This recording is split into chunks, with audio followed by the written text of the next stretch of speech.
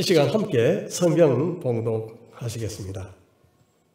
마태복음 2장 9절로 11절 말씀, 우리 짧기 때문에 같은 목소리로 봉독하시겠습니다. 시작. 박사들이 왕의 말을 듣고 갈새 동방에서 보던 그 별이 문득 앞서 인도하여 가다가 악이 있는 곳 위에 머물러 서 있는지라. 그들이 별을 보고 매우 크게 기뻐하더라. 집에 들어가 아기와 그의 어머니 마리아가 함께 있는 것을 보고 엎드려 아기께 경배하고 보배 합을 열어 황금과 유황과 몰약을 예물로 드리니라. 아멘. 1951년 12월 24일 한국 전쟁 당시에 웨인 몽고메리라는 미 육군 중사가 경험하고 남긴 이야기를 하나 소개하겠습니다. 그는 전쟁의 포와 소리가 끊이지 않던 어느 날 한국의 작은 마을에 주둔하고 있었습니다.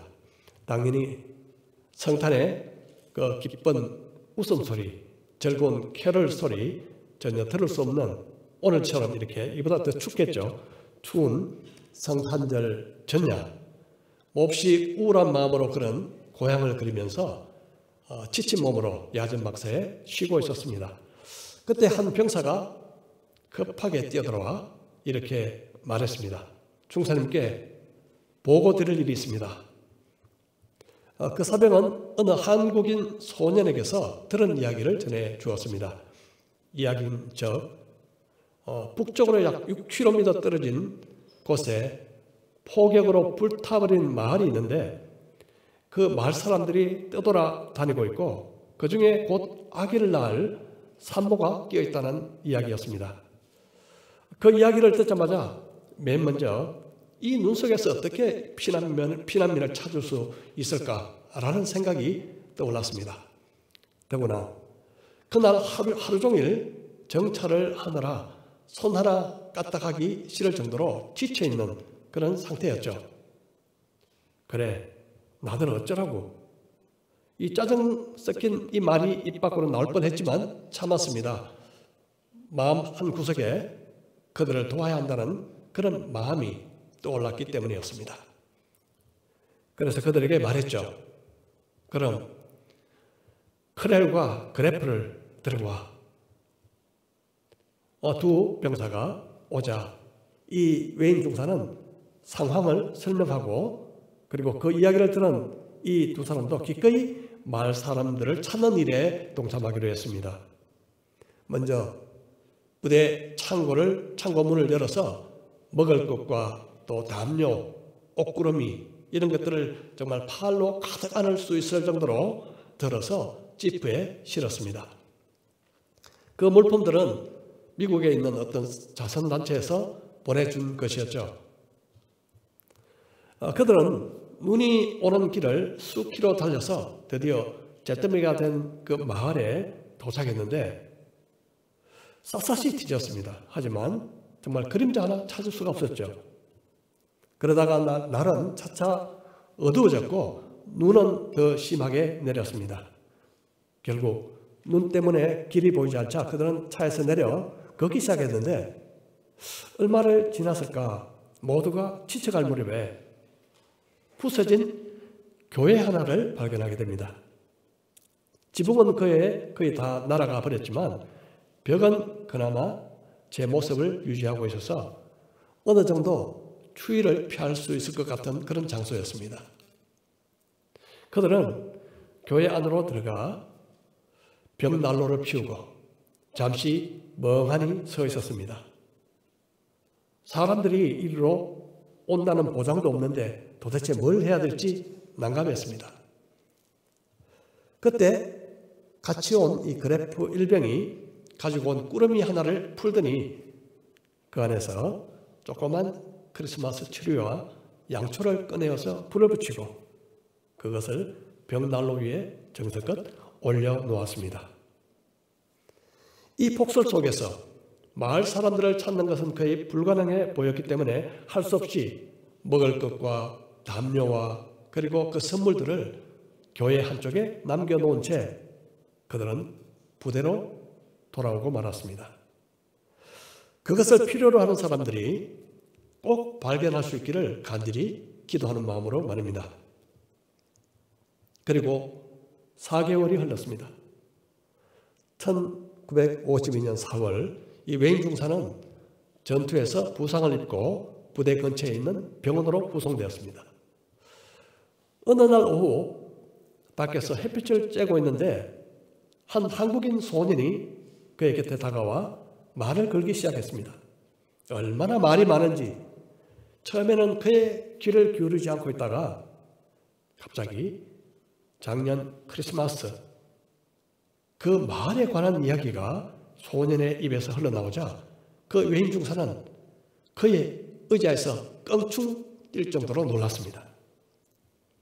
그는 얼른 그 소년을 군목실로 데리고 갔고 또 그 주변 사정을 잘 아는 군목을 통해서 그 마을에 살았던 장로님 한 분을 만나게 됐습니다. 그 장로는 만나자마자 이렇게 말문을 열었습니다. 그것은 하나님이 행하신 기적이었습니다. 그의 이야기는 이렇게 계속됩니다. 저는 북한군에 의해 불타버린 그 마을 사람 중에 한 사람이었습니다.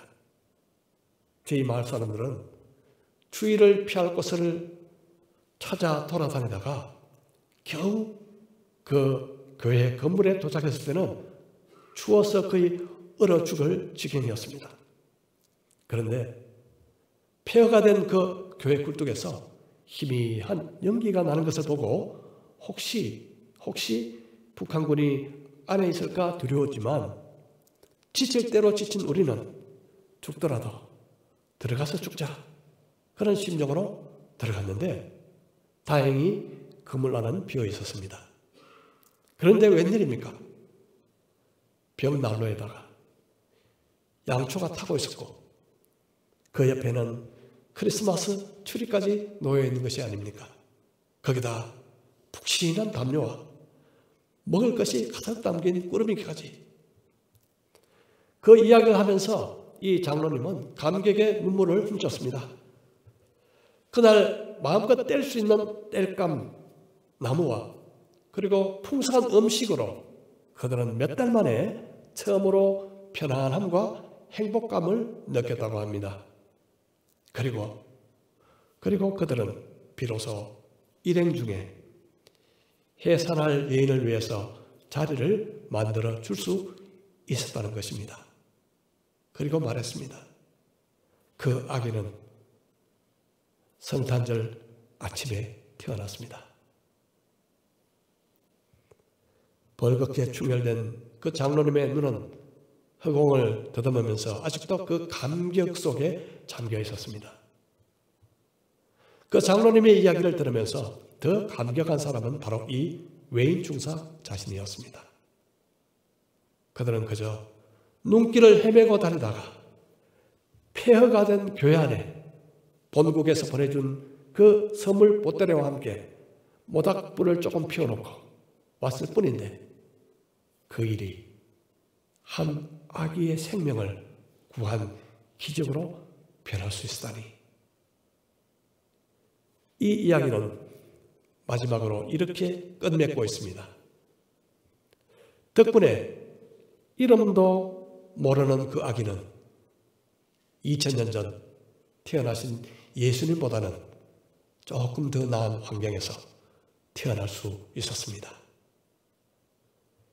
희망을 송두리째 앗아간 그 전쟁터에서 위험을 무릅쓰고 남긴 그 성탄의 선물은 한 아기를 살렸고 절망 중에 있던 마을 사람들에게 희망을 살렸습니다.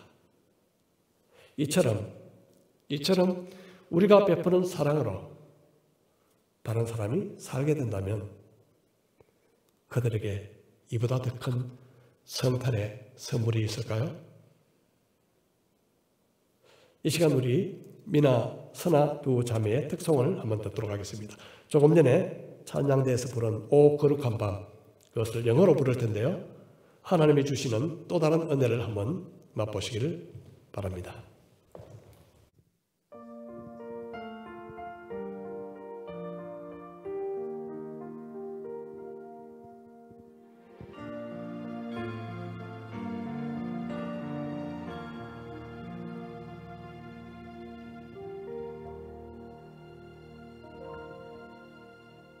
Oh, holy night, the stars are brightly shining.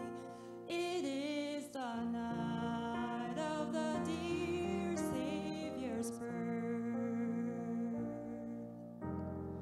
Long lay the world in sin and ever pining, till He appeared and the soul felt this world, a thrill of hope. The weary world rejoices, for yonder breaks a new and glorious morn. Fall on your knees, oh, hear the angels' voices, oh, night divine,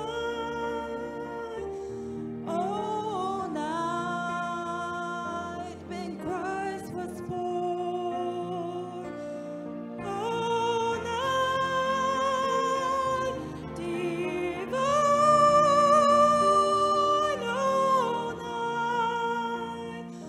oh, night divine.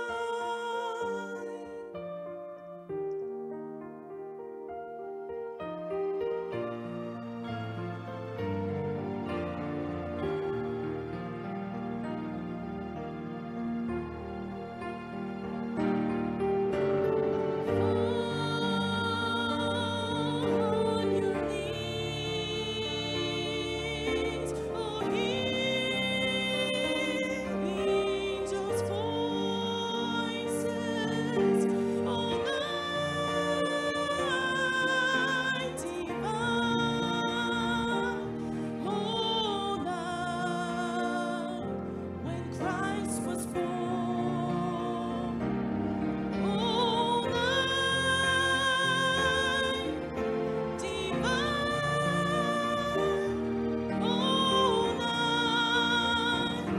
oh, night divine. Fall on your knees, oh, hear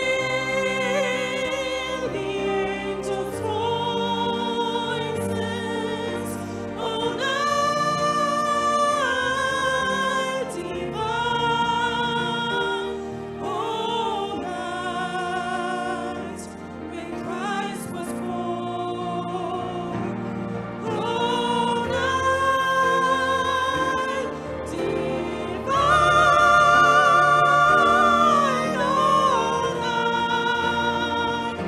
oh, night divine.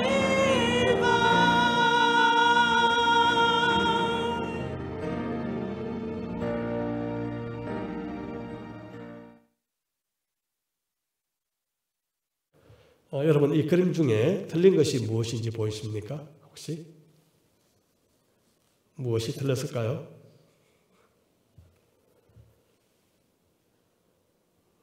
틀린 것이 없습니까? 예. 동방 박사들이 예수님의 그 탄생을 축하하기 위해서 방문했을 때는 태어난 장소인 구유가 아니라 좀 시간이 흐른 뒤인 집이었습니다. 그래서 11절 말씀해 보면요, 동방 박사들이 집에 들어갔다, 그렇게 기록되어 있죠.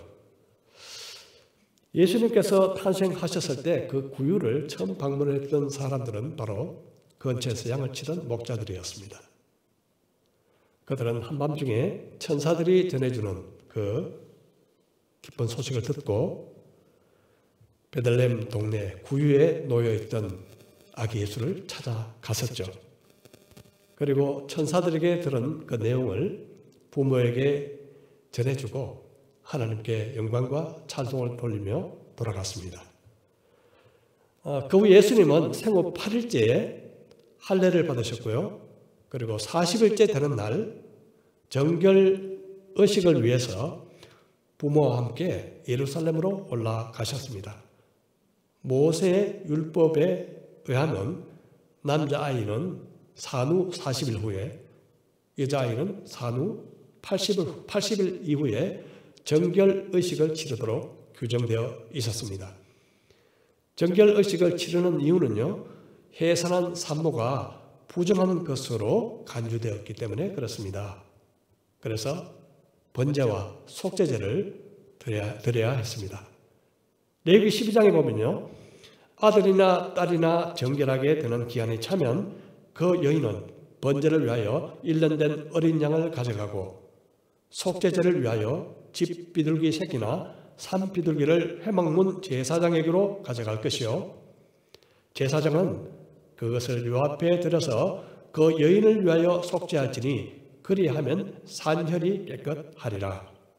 이는 아들이나 딸을 생산한 여인에게 대한 규례니라. 그렇게 말씀하고 있습니다. 예수님의 부모는 예수님을 낳은 지 40일 이후에 예루살렘에서 비둘기로 속죄제와 번제를 드렸습니다. 아마 가정이 가난해서 양을 드릴 만한 형편이 못된 것으로 보입니다. 그리고 다시 베들레헴으로 내려왔는데요. 이때는 아마 구유에서 나와 집을 구할 수 있었을 것으로 보입니다. 이때부터 얼마나 시간이 흘렀는지는 알 수 없지만 길어도 2년 미만이겠죠. 바로 동방 박사들이 찾아온 때는 바로 이때였습니다. 예루살렘에서 내려와서 베들레헴에 머무는 동안에 당시 유대의 왕은 헤롯 왕이었습니다. 그는 그때 당시 나이가 거의 70세였는데요. 가까이 됐는데 권력에 대한 병적인 집착 그리고 욕심, 과대 망상에 사로잡혀 있었습니다. 그에게는 최소 10명의 아내가 있었는데 그 중에 가장 사랑하는 마리암네 공주였죠. 그 공주와 그 사이에 태어난 두 아들을 죽일 정도로 잔인했습니다. 동방 박사들이 예루살렘에 와서 유대인의 왕으로 오신 분을 찾았을 때 예루살렘에는 큰 소동이 일어났습니다. 헤롯 왕은 모든 대제사장들과 서기관들을 불러서 도대체 그리스도가 어디서 나겠느냐 그렇게 물었습니다. 그들은 미가서 5장 2절 말씀에 근거해서 주저하지 않고 베들레헴이라고 말했습니다. 베들레헴 에브라다야, 너는 유다 족속 중에 작을지라도 이스라엘을 다스릴 자가 내게로 나올 것이라. 그의 근본은 상고에 영원에 있느니라. 이 제사장들과 서기관들은 박식한 성경 지식은 갖고 있었지만 아무도 그리스도를 찾아가지 않았습니다. 참 아이러니하죠. 더구나 헤롯 왕은 엄중한 마음을 숨기고 자기도 그리스도께 경배하기를 원하니 당신들이 찾으면 나에게 알려달라 그렇게 말했습니다. 그 말을 듣고 이 동방 박사들은 예루살렘에서 남쪽으로 약 10km 정도 떨어진 베들레헴으로 향했는데 마침 그때 동방에서 보이던 그 별이 그들의 길잡이가 되어서 그들을 인도했고 예수님이 계신 곳에 멈추었습니다. 그들은 너무나 기뻐하면서 집에 들어가 아기 예수께 경배를 드렸습니다. 그리고 예물을 드렸죠. 그들이 예수님께 3가지 예물을 드린 것으로 봐서 전통적으로 동방 박사가 3명이었다 그렇게 보고 있습니다. 고대 동양 풍속에서는 왕을 아련할 때 예물을 가지고 가는 것이 상례였습니다. 그들이 드린 것 중 황금은 동서고금을 막론하고 값지고 정말 비싼 그리고 불변하는 귀중품이었습니다. 유향은 역시 값비싼 향료였고요. 향료. 몰약 역시 향기 나는 액체로 시신을 썩지 않도록 하는 그 방부제로 사용되었습니다. 아주 비싼 거였죠. 특별히 복음의 성경학자들은 황금은 메시아 왕권을 상징하고 유황은 예수님의 신성 그리고 혹은 대제사장직을 상징하고 몰약은 예수님의 고난과 죽으심 혹은 예수님의 영원성을 상징하는 것으로 여겨왔습니다. 그런데 이 예물들이 상징하는 의미 외에 아주 실제적인 용도가 있었습니다. 실제적인 용도예요. 자, 그게 뭘까요? 베들레헴 지경에 있는 2살 아래를 모두 살해하라 하는 헤롯의 명령을 피해서 애굽으로 도피할 때 아주 요긴하게 사용되었을 것으로 보입니다. 다시 말해서 소중한 도피 자금이었죠. 보통 도피 자금은 범죄와 상관을 짓죠. 하지만 예수님의 경우는 정반대였습니다. 바로 헤롯의 범죄 행위를 피해서 도피한 것이었죠. 현실적으로 보면 분명 이 세 가지 예물이 예수님의 부모가 예수님을 데리고 이집트로 피신하여 그곳에 머무는 동안 아주 물질적으로 큰 도움이 되었다고 봅니다. 자, 그렇다면 동방박사들은 아주 필요 적절한 시점에 예수님께 성탄 예물을 드렸다고 볼 수 있습니다. 하지만 동방박사들과 아주 다른 시대와 환경 속에 살아가고 있는 우리는 과연 이것을 어떻게 적용할 수 있을까요? 어떻게 보면 답은 아주 단순합니다. 예수님께서 말씀하셨죠. 마태복음 25장 40절에 임금이 대답하여 이르시되 내가 진실로 너희에게 이르노니 너희가 여기 내 형제 중에 지극히 작은 자 하나에게 한 것이 곧 내게 한 것이니라 하시고, 주님은 지극히 작은 자에게 물과 음식을 주고 나그네가 되었을 때 영접하고 헐벗었을 때 옷을 입히며 병들었을 때 돌보고 옥에 갇혔을 때 찾아보는 그 일이 바로 예수님 자신에게 하는 것이라 그렇게 말씀하셨습니다. 만일 형제 자매들 가운데서 관심을 받지 못하고 소외당한 그런 분들을 섬기게 된다면 그것은 바로 다름 아닌 주님을 섬기는 일입니다. 또 있습니다.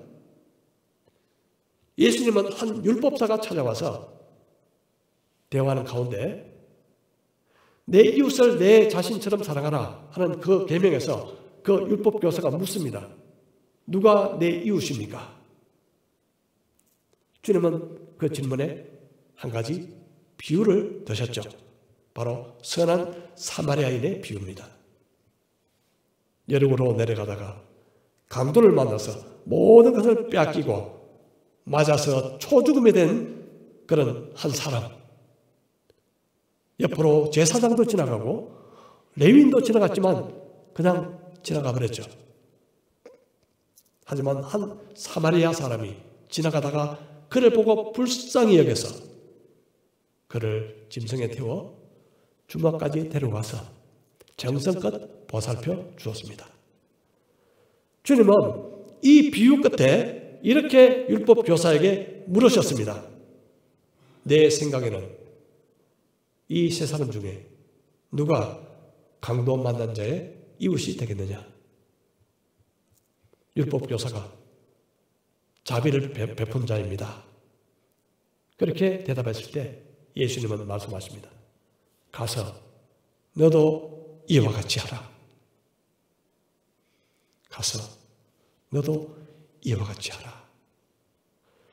우리 신앙생활에서 가장 큰 문제는 답은 알고 있지만 행하지 않는 데 있습니다.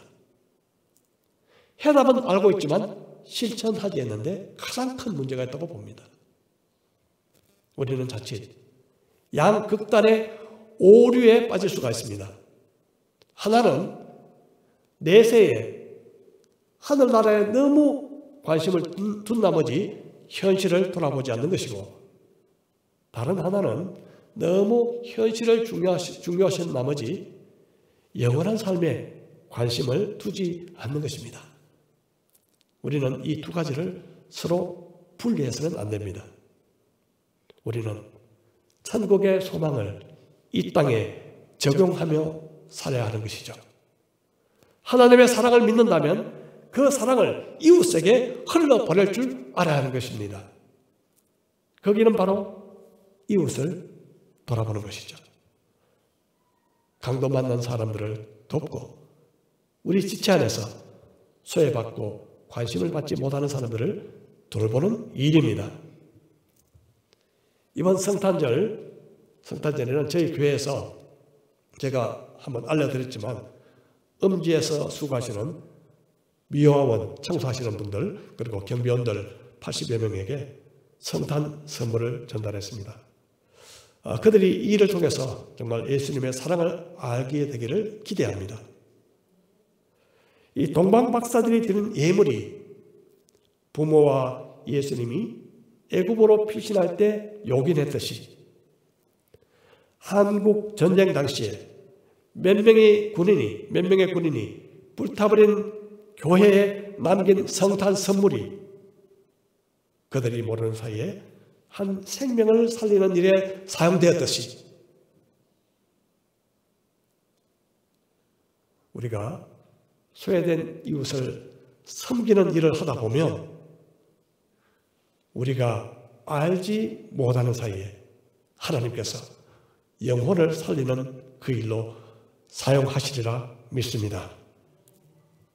뜻깊은 성탄을 맞이해서 이 땅에 생명을 주시려고 이 땅에 오신 그 주님의 사랑을 받은 우리들도 작은 자, 소외된 사람들에게, 소외된 이웃에게 사랑의 섬김으로 생명을 꽃피우는 그 일에 쓰임받는 우리 모든 경성대학교의 성도들 되시기를 주님의 이름으로 축복합니다. 우리 말씀을 생각하며 우리 각자 잠시 기도하시겠습니다. 혹시 내 주위에 작은 자가 누구인가? 내 주위에 소외된 이웃이 있는가? 주님께 알려달라고 기도하시고요. 그리고 정말 이 한 해가 가기 전에 내가 과연 그들을 위해서 무엇을 할 수 있을 것인지, 정말 성탄의 선물처럼 무엇을 내가 할 수 있을 것인지, 무엇을 줄 수 있을 것인지 잠시 기도하며 그렇게 마음속에 작정하시는 시간 되기를 바랍니다. 잠시 같이 기도하시겠습니다.